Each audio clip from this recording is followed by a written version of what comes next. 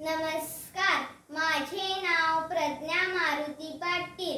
शाळेचे नाव माई बाल विद्या मंदिर इचलकरंजी. आज बालदिनानिमित्त येथे उपस्थित शाळेच्या मुख्याध्यापिका आदरणीय कांबरे मॅडम, वर्ग शिक्षिका आदरणीय नेजे मॅडम, शाळेच्या आदरणीय सर्व गुरुवर्या आणि माझ्या सर्व बालमित्रांना बालदिनाच्या खूप खूप शुभेच्छा.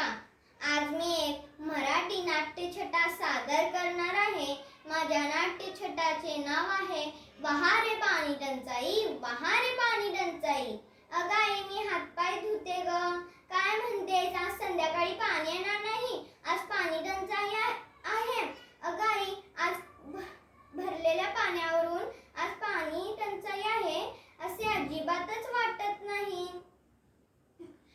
आई, आपण घरात 3च माणसं, तू, मी आणि बाबा, आणि केवढं ग हे पाणी भरून ठेवलेस, काय म्हणतेस, गप्प बेस. बरं बाई, बसते मी गप्प. आई, आता तरी हातपाय धू काय ग. हो, अगदी अर्धेच पातेले पाणी घेते, कळतंय ग मला की आज पाणी टंचाई आहे ते.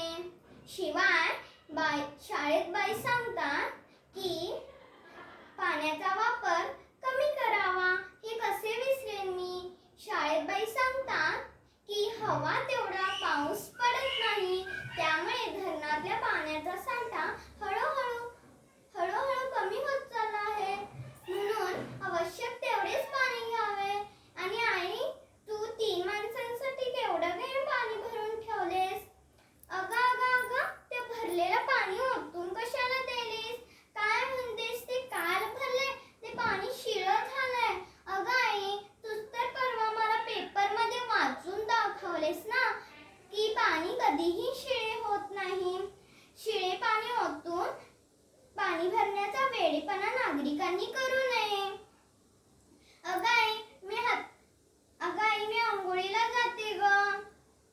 हो, अगदी पाव बादलीतच अंघोळी करते, पण गरम पाणी कशात घेऊ, सगळ्या बादल्या अगदी गच्च भरल्या आहेत. काय म्हणतेस, एका बादलीतलं पाणी ओतून देऊ, आता पण पाणी ओतून दे म्हणतेस, मगाशी पण शिळं झालं म्हणून ओतून दिलेस, आता उद्या पाणी आल्यावर ते पाणी शिळं